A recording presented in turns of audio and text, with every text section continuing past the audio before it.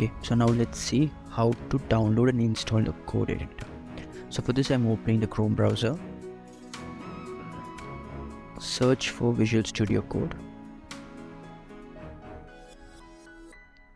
and click on the first link. Now you will find this option, download for Windows, and you have an option for Mac OS, Windows 64-bit and others. This is a stable build, it works with both 64 and 32-bit. So I'm going to click on this one. Okay, now it's downloading, it's 84 MBs. Let's give it some time to finish.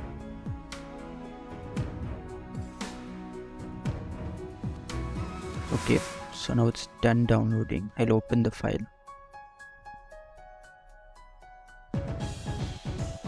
Click on I accept the agreement. Click on next. Leave this to default, don't change anything here. Click on next again. I don't need a start menu folder, so I'll select this one. Create a desktop icon, so I'm going to create a desktop icon and leave the others as is, like don't make any changes. Click on install. Give it a few seconds, let it install.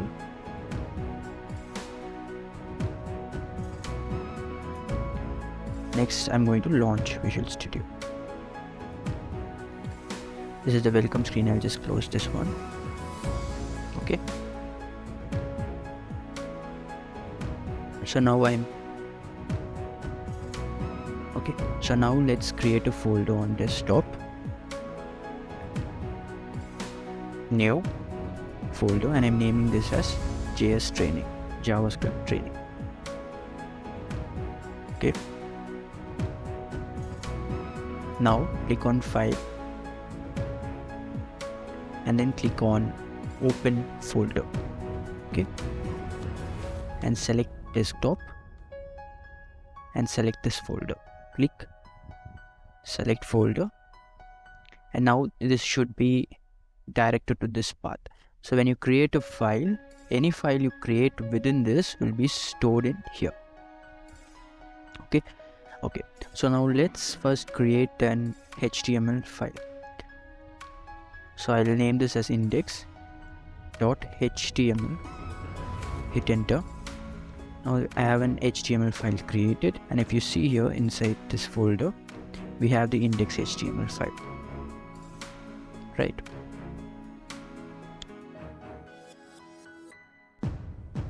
This is the default HTML template. Okay, so now let me leave the title as it is. I'll delete these 3 lines, I don't need them. And in the body I'll open one h1 tag and put JavaScript.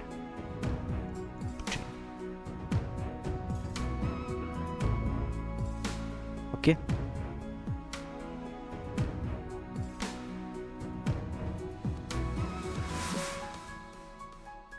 Now in the browser, let me open this link. Okay, I should save this one. Now let me refresh it. So if you see here, like whatever changes I make here will reflect here. Now I'm JavaScript training, change 1, and when I click save, this is saved. Now what I have to do is I have to come here and refresh this one to see the changes on the browser.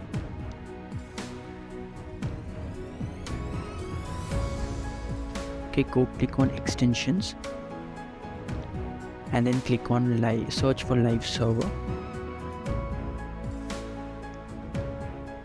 Okay, so you should find the first link. So select this one and click on install. So in my case it's already installed, so I'm just going to leave it as it is.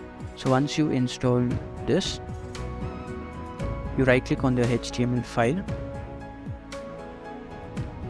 Okay, and you will find an option called open with live server. So once you click on that, this file will be opened in the live server. So each time you make a change, you don't have to go and refresh the browser. You can just save the file and the changes will automatically reflect them. Let's see, for example, I'm changing it to change 3, and I'm saving this file, and this got refreshed automatically.